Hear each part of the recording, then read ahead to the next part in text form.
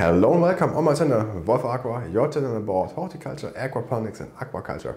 And in this episode I'm going to show you how I redesigned the water circulation in my aquaponics school system, and I did some other small things, but what I did I'm going to show you now in this video. And let's go!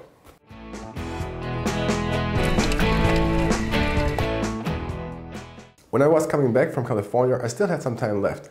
The winter semester at the university has already started, and many courses I could not pass because I missed out mandatory practicals that I couldn't join because I did my internship.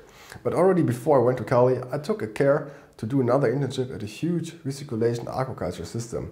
This farm was specialized on growing sturgeon for the caviar production and had a footprint of several thousand square meters. Back in the days, the company was called Aquaponic, and it was definitely an interesting internship where I learned a lot about ROS technology from very experienced people. During the winter time, I made plans to make the school system much more user-friendly. Next to that, I took the pump from the system and gave it a deep clean. While I was cleaning the pump, I noticed the thread. I took the measurements and got the right PVC connection parts to connect the pump straight to a pipe.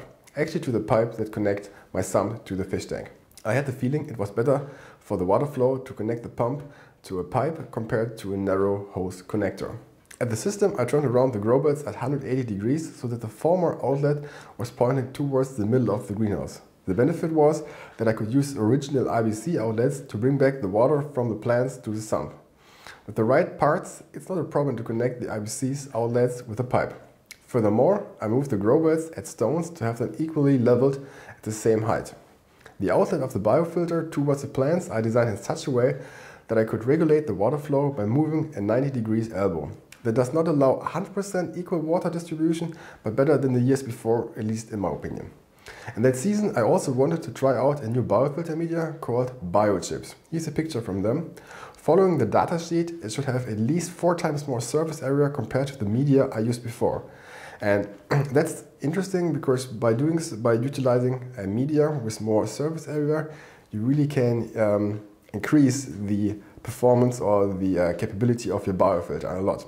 Because in the end, what we need is a surface area for materials to grow on that do the nitrogen cycle for us. And to pre-start the media, I placed it in the bags to keep it contained and put it in one of my grow beds or later in the sump. The winter had a lot of snow for us that year, but all in all the fish survived also the second winter in the system without any problem or heating. So the season could start right away with pre-grown fish. And this is how my fish looked at the winter time. By the way, I had 25 liver crabs, and the nice thing is if you start with fish from the season before, this fish can handle already much more feed, and in turn they can also produce then more nutrients for our plants. Here a quick view in my biofilter when it's empty. I replace the aeration again to figure out the optimal location that the media is very nicely moving. And this is how my circulation was set up. The water comes from the fish tank into a small modified pond filter to catch the solids. Modified in that sense that I make the inlet bigger to connect it straight to my pipe. From there it went to my moving bed biofilter and then to the plants. I did not use any air stone in my plant section because I think in the biofilter there was already a lot of air blown into the water. And from the plants, the water went back to the sump and back to the fish. I just want to mention a small trick. I placed an elbow at the inlet of the sump where the water from the plants came in, and depending on the position of that elbow, I was able to regulate the water level inside my grow beds very easily. That is especially important for the beginning of the season when the roots do not reach the water yet. Then I just can increase the elbow a little bit, and then the water or the plants can touch the water. Or if I just want to irrigate from the bottom of my plants, I just also increase the elbow a little bit for a few moments or minutes, get them soaked with water, and then I lower it again so that there is a small gap of air between the net pot and the water. By the way, that canister there on top of the sump tank was for regulating the pH. It worked very simple. Depending on the pH, an alkaline solution with potassium or calcium was made and placed in that canister. At the bottom was a small bore valve that got slightly open, just that a few drops were passing through.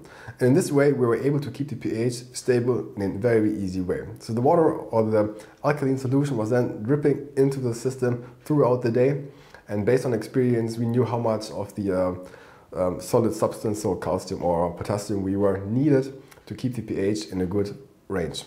As plants, I had in that year again tomatoes, eggplant, 1 chili, zucchini and bush beans. All plants were pre-grown in soil and in a net pot. With raising temperatures, the fish were hungry and the season could start right away. Some plants managed faster than others to put roots into the water, what caused some differences in length growth. But after a short time, all plants were established and the first flowers showed up. And also, the new biofilter media was ready to try out. So you could see some algae and bacterial growth on them already. So I replaced the old biofilter media with a new biofilter media. However, I also kept the former biofilter media contained in bags in my sump tank just as a backup to be always sure to have enough surface area for my microorganisms. It turned out that the bioships have their very own characteristics. For example, they stick to your arm when you are working with them. And it is very important that the chips are not reducing or clogging the outflow of your biofilter.